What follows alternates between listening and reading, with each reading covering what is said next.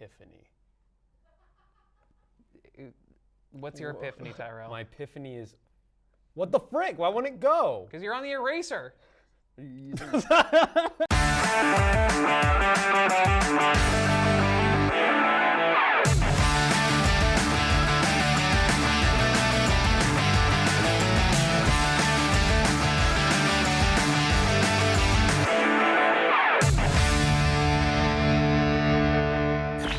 Are you a nerd? Are you a Central? Well, it's time for Nerd Central. Cut. You gotta be kidding me, Tyrell. Well, I mean, like, come on. First of all, you're stupid. Second of all, why would you call someone a Central? That doesn't make any sense. Speaking of which, why is Jonas here?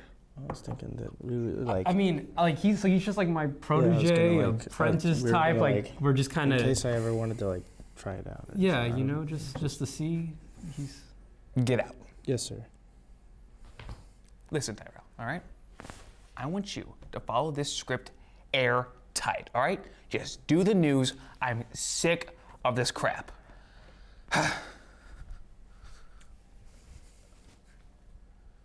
Well, then maybe. Just do the news. All right, then. Okay, let's focus on the two major companies making big waves this week with Marvel and DC. As we count down the days towards Black Panther: Wakanda Forever, Marvel has released the trailer for Ant-Man and the Wasp: Quantumania, and with it came many interesting details, including the recasting of Scott Lang's daughter Cassie with Katherine Newton, and the long-awaited appearance of Jonathan Majors as Kang the Conqueror in an actual movie.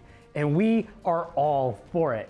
It seems like most modern Marvel trailers purposely keep things vague, so we'll just have to wait until Ant-Man and the Wasp: Quantumania releases on February 17th, 2023. Marvel is really starting to shape up when it comes to their most recent productions, and this has really been pushing DC to make some changes, including placing producer Peter Safran and James Gunn as the heads of DC Comics film and TV properties. Safran being known for films like Aquaman and Shazam, and Gunn being known for the Suicide Squad and the Guardians of the Galaxy movies. This is DC's attempt of incorporating a Kevin Feige type of lead, but with both of them being producers and having several films coming up, and with Gunn still being in charge of multiple Marvel projects, it's clear they won't be able to devote 100% of their time to this role. Something Marvel has never had a real problem with, but we certainly appreciate a change of pace for the company that has continued to be more of a disappointment as time has gone on. That's all for the news, but up next we have Fortune Teller Tech Films of Euler, and So You Want to Be a DM with Jonas. Take it away. Hello guys, and welcome to another Fortune Teller Tech Films episode. Cars have been around for a while, but it has only been a couple years since we started seeing some actual cool tech being implemented to them. So today I'm going to be talking about movies that predicted some features now implemented in modern cars. And first we have Goldfinger from 1964. In Goldfinger, James Bond appears using a map device that helps him follow a car, which clearly resembles what we now call the GPS, which is a technology that we cannot live without in the 21st century. Back in the 60s, this was probably seen as something way ahead of their time, but GPS started to get more popular in the 2000s, and now every device is capable of tracking location. Can you imagine how hard it was back then when people didn't have access to this extremely common feature like we do today? In second, we have Total Recall from 1990. Arnold Schwarzenegger played a construction worker character who hasn't stopped dreaming about Mars and its inhabitants. The film is a sci-fi exploration of virtual reality, but one scene that stands out involves self-driving taxis. The movie shows cars that drive by themselves and that are controlled by artificial intelligence. This is a technology that has been perfected for a while now, and we can already see test cars from Tesla and Google legally driving without the need of a human being, and it's only a matter of time until they are released to the masses.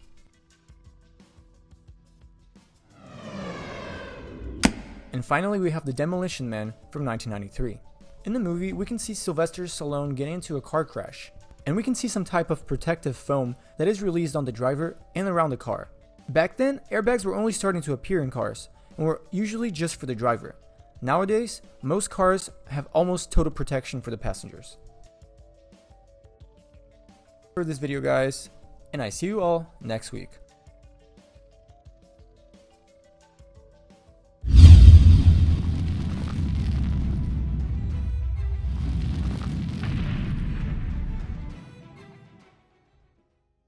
Welcome back to So You Want to Be a DM. As always, I'm your host, Jonas Pelot, and today we're going to be diving into environmental storytelling and improv. Now, these are the more intricate aspects of becoming a dungeon master, and it's one of the points you're always going to be improving upon and evolving your tactics as a dungeon master. Now, first off is environmental storytelling. It's a very hard part to master, and it can be a lot of work preparing it, or you can just ad-lib it off the top of your head and create a scene from scratch. Now, the gist of how environmental storytelling works is you create a scene that explains itself. Maybe there's flies buzzing around that your players follow to an uncovered grave, or maybe the woods that are normally alive and vibrant with life have gone silent and your players are trying to figure out why. Maybe even players show up in a town and someone's dragging a corpse cart through town, revealing that maybe the town is suffering from some sort of plague that is bereaving the town. Now, these different things can tell the story themselves. You're a DM and you tell the story, but you don't have to do all the work. You can sometimes let the scenes you create do the work themselves. And the next part that we're going to be talking about is improv. Now, improv is something that not everyone can master, and it's a really hard thing to pick up on. And if you aren't good at improv at the start, don't worry. It takes time to evolve and adapt and get used to telling improv. Now, improv is critical as a DM because your players will always do something that you're never expecting. Maybe you've got a puzzle laid out for them and they just walk the opposite way and you have nothing planned for that. Maybe you've got them going down a dark alleyway that is going to progress the story along because maybe they find an elected official murdered in the street. But what if they just walk past the alleyway? What if they just keep going? You gotta be ready for it. And trust me, sometimes you'll stumble and fall. And that's okay. If you're with a group of people that you're comfortable with, they'll understand. And sometimes they'll do it on purpose just to mess with you. But it's okay to take time and step back from the session and create a new plot point or craft something up to keep your story going. But it can be a lot of work. Improv isn't just about storytelling. It's also about coming up with names and places. Maybe they've come up to a new NPC and they want to know the NPC's name, and you're dry on the rocks and you don't want to sift through the pages of the DM's book to find a table for names. You just got to come up with it on the spot.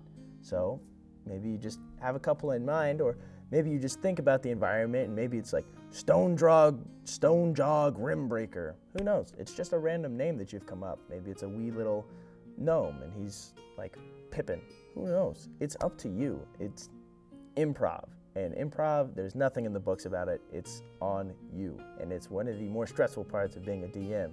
And just knowing how to pull out that improv takes a crazy amount of work, and it can be tiring as a DM. So you gotta make sure not to burn yourself out. If you have to take a session off, it's okay. Your players will understand. Sometimes you just need to take a breather, because coming up with all these stories and plot points and keeping everything in track is a lot of work. So don't ever feel worried if you're not holding up to your own standards. Just take that break. Now, as always, I'm your host and dungeon master, Jonas Pelot, and thank you for tuning in to So You Want to Be a DM. Well, make sure you stay tuned because up next we have... Whoa. What? Where's the interview? Well, no microphone, so, no interview. You don't need the microphone interview. But yeah, that's like our thing, so we can't do that. Just do it without the mic. We have mics already. But the microphone's formed for like the aesthetic thing, Yeah, like these are I understand. so. It's a cute idea, but like really, like this is unprofessional. But unfortunately, that's Unfortunately, just not the case. you carry it with you everywhere. You really didn't forget it. You can't live that far away. Wow. Okay. That production's I am change all not of the going to time. take this from someone who kisses their dad on the lips. Do you realize how difficult it is to do something like that? Whatever. If that's I'll the go case, find. yeah. I'll go find your mic. Maybe you should go find it then. Fine. Go find it. Ugh. Well, we'll see you right after the break. Take it. Go, Jonas. Go. Get out of here.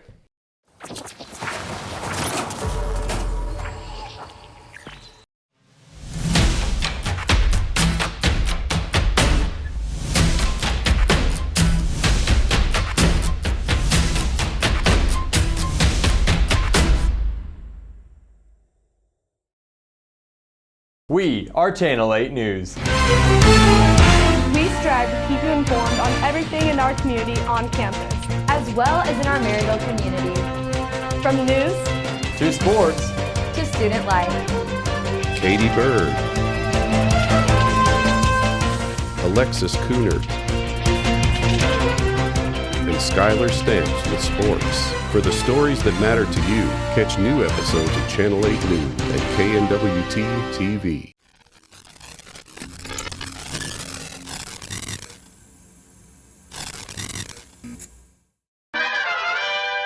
Well, folks, normally we do the game with a microphone, but my producer had some very strong suggestions that we don't actually need the microphone and insisted that he stand right here to ensure stability. So today we're playing rock, paper, scissors, but Porter, you can only throw paper. All right, let's go ahead and do this. And Wait, what? rock, paper, Wait. scissors. Wait, what? What?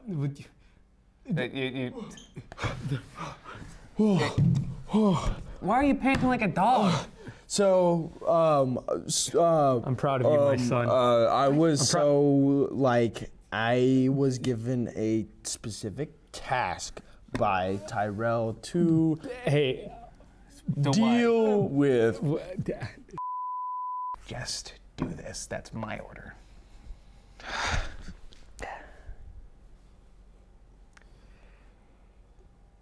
well, up next we have in the sound booth with Porter.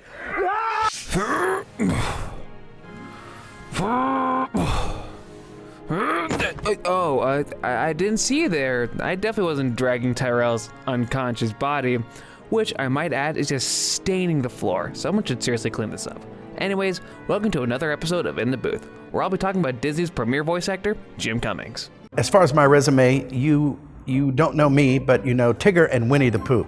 I think it goes something like this, but I can only do it for a small smackerel of honey. Jim Cummings is quite the old school talent, having first brought his voice to the live-action Dumbo Circus series back in 1985, in which he would voice Lionel the Lion. Just 3 years later, however, he'd land the role of one of Disney's most iconic characters, Winnie the Pooh.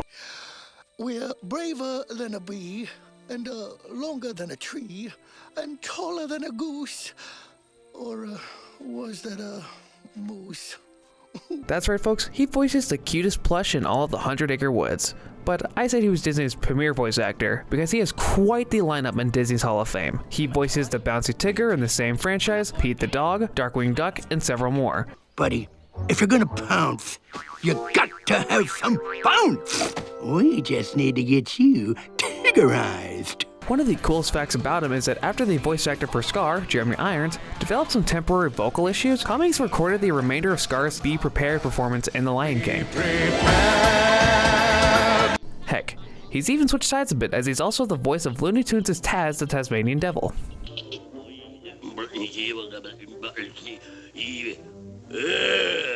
Now folks, if you thought his reprisal of Pooh in the Christopher Robin movie is wholesome, you should know that it comes from how genuinely sweet Jim Cummings is. He's known to make phone calls to ill children in hospitals using the Winnie the Pooh voice, trying to brighten their days with it, with one mother even saying that it's the first time that their daughter smiled in 6 months. And that's something I've always tried to portray with this show, the genuine impact that voice actors have on our culture. No matter how whimsical a character may be, it will always be the voice that we can connect to the most. Well folks, I think it's about time I leave the booth.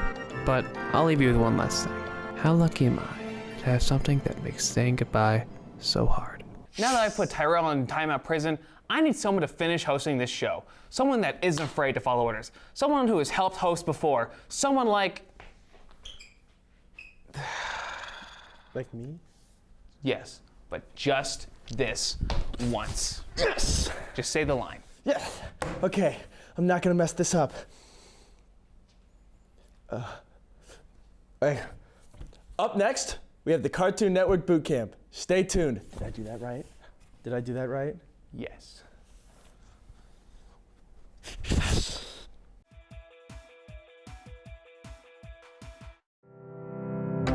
We are KNWT, an award-winning media outlet making new shows every week just for you. In our pursuit to bring you the highest quality content, we have been ranked among the top college television stations in the United States. Our work has been recognized and awarded by the College Media Association Pinnacle Awards and the Missouri Broadcasters Education Association. To check out these winning episodes and more, you can find us on YouTube at KNWT Channel 8. I'm Garrett Bevins, the host of Gen 2, and do you like video games? If so, come check us out. We have a new episode every Tuesday at 2 p.m.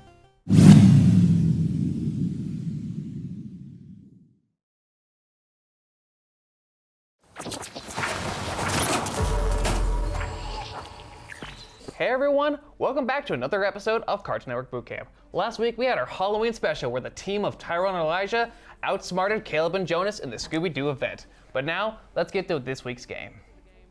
The Amazing World of Gumball follows the Watterson family, particularly the titular Gumball and his brother Darwin, as they usually get into destructive antics. It's known for its blending of art styles, from hand-drawn 2D, 3D models, and many more. This blending of art styles is the focus of this week's challenge, as I will have Tyrell and Jonas go head-to-head in an art challenge where they will try to draw characters from memory. I will give them 5 minutes each, and I'll give them a couple of hints so they're not completely lost. Are you guys ready? Absolutely. All right. You know, I take a lot of inspiration from Bob Ross, so I think I've kind of got this one in the bag. I'm not gonna lie. Yeah, Bob Ross is kind of like my hero. You know what? I'm feeling all right. You know, Gumball's like a little bit after my time of like watching cartoons and stuff. Not that I don't watch cartoons. I love cartoons. But honestly, yeah, I'm feeling pretty all right about it. So I'm hoping that it doesn't go too terribly. A lot of characters, not really. I know Gumball, his family, the coconut chick that Gumball's got a thing with, that T-Rex, and the ghost with a hand. Or Cloud, whatever it is. Oh, and the guy with it. I do know a lot of characters. The banana. Yeah, you know, there's the Sally. Obviously you got Gumball. What's his name? Darwin. The dad. The mom. They had a sister, right? Yeah. Is Darwin adopted? Of course. Your first character is Rob. That's not. I thought you said we were drawing these from memory. That's not even a character, But man. I have no memory of Rob. That's the entire point of his character. What? Your first hint is that he has blue skin and he's quite lanky. Bro. That's the whole point of his character. Bro. We're both about to draw a blue line. I'm about to draw some Slenderman. You know what? Man. You know what? Oh. I'm done. Bruh. Blue and lanky. And his whole point is that he's not around? Yes, so the point of Rob's character is that he was presented early on, and the joke is that no one remembered him, but then later, he was literally forgotten, put inside some weird negative zone space, and he was like literally just like dropped out of the universe until he was eventually not even found again. They forgot him there as well, so he literally had to crawl his way back into existence. Like the whole joke of his character is that he was a forgotten character from the first season. Okay. Yes. Well, I have an idea of what he could be. Like, I respect the grind. You respect him deleting an entire family? I mean, they deleted him, so like, you know what I'm saying? Rob, of course. You know Rob. I know Rob. We all know Rob. Plausible deniability. What are those, and tell me what they are? So these are his feet, hands, and other assorted body parts. Mm-hmm. You know? Why wouldn't they be That's that? a good excuse. Yeah, that'll fly. Yeah, so I'm satisfied with my drawing. Because that's time, folks. And this is Rob, folks. Oh, I mean, I gotta give that one to Tyrell. Yeah. Tyrell's got that one, like, in the bag. Yeah, got the white eye. He's got the hair. Yeah, he's got the hair as Okay. well. See, I don't have any hair. Yeah, no, you don't have any feet or hands either. Well, you didn't really describe him as someone who would have. He's a cyclops. Do you think he's just a weird tentacle monster? You guys ready for your next drawing? You know it. All right. This character is Susie. Do you guys want to know the art style? yeah. Live action. Live action? Yeah. Why you lose the hardest stuff to draw? I'm drawing a. Why couldn't you have given us the T-Rex? You can say Tina. That was on the docket. But no, this is Susie. I don't even know where to start. I'm gonna use a crayon. So then would her eyes then be above the lips of where the chin is? Yes. Her eyes are on her chin. You know what? I think. You haven't said what your epiphany is yet. Well, I don't want to say it quite yet. Are you still using crayon? Mm-hmm. Okay. That was the stipulation. What? I used to. Hey, you're looking at my thing, so you're cheating too. Okay. Yeah, but. Yeah, that's what I thought. Yeah. Okay, this just looks like a duck. This just looks like a duck. You're not drawing the sundress. I'm not there yet. Well, then get to it. Why do you get so mad at that? He's just telling you to do the sundress. Does it have like the shoulders, or is it just like It's a very cinched? no, it's a frilly sundress. But does it have like shoulder? Like, does it have shoulder straps, or is it kind of just like cinched onto? Does it have her? shoulder? It's a chin. How can it have shoulder straps? It's That's got why arms. It has arms. Yeah, it's got arms.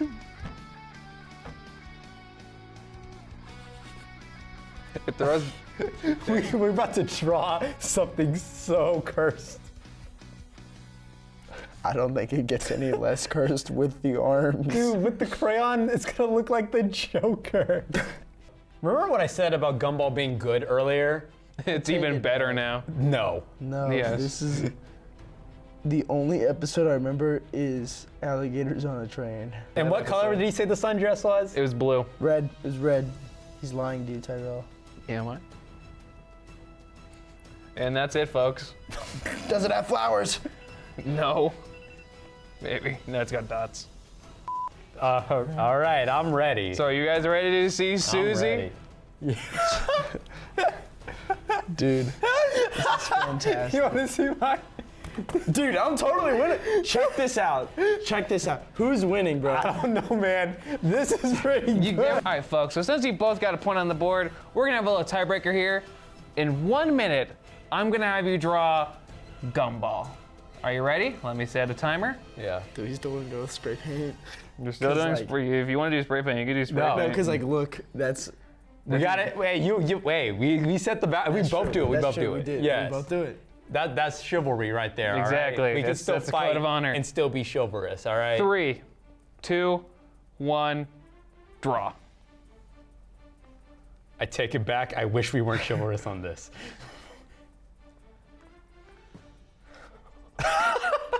None of this is good. Did you just look at my screen again? Look at my screen. It was literally doing that. I hate when mom and dad fight. Shut up. Which one am I? You're definitely the mom. Dude, what? Yeah. What the frick? Why am I the mom? Nothing that there's wrong with that at all. Nothing wrong with that. Yeah, what's wrong with that, Tyrell? I love mothers. I love your mother, Tyrell. Can we leave that in? Why not? Can we leave that in, please? Oh, the two dynamics of that question. Can we leave that in? Can we leave that in, please? Tyrell's mom. Tyrell's mom. Leave a comment on the video if you're liking what you're seeing. That's right. I'm gonna do what Lauren did. It's gonna be a Tyrell's mom. Please watch this. Here's the thing. Tyrell's mom doesn't know how to comment on that. Oh, frick! I forgot it was only a minute. It was only a minute. No! Stencils down, boys. No! Tyrell's mom. Scroll down. You'll see the little comment box. Just type in it that I'm the best. Hey, Tyrell's mom. I need to let my mom, Porter, is, believe it or not, actually younger than me. He can confirm this. He actually Porter's is. also younger than me. Yeah. Porter's actually one of the youngest people here. Yeah, and I'm the boss of all of you. And with that, folks, the winner of this game is Jonas. As my famous catchphrase goes. Hell yeah. It's mine.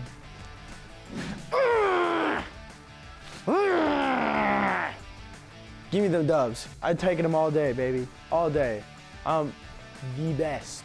I feel a little screwed out of it. I feel like there were multiple times that you can even go back and see that Jonas like literally looked at my screen, copied what I was doing, and then immediately went back to his work, all right? So he took the best attributes of what I did, all right, and then put them in there. So I'm just saying, like, it's unfortunate that he cheated. I would never look at a screen ever in my life. So, you know, if we're gonna be scumbags, then I guess that's okay. Well, folks, that's all the time we have for this episode of Nerd Central. If you liked it, hey, why not subscribe? And until next time, folks, stay rebellious. Turn my phone upside down. Like it was gonna turn the picture upside down. Oh my God.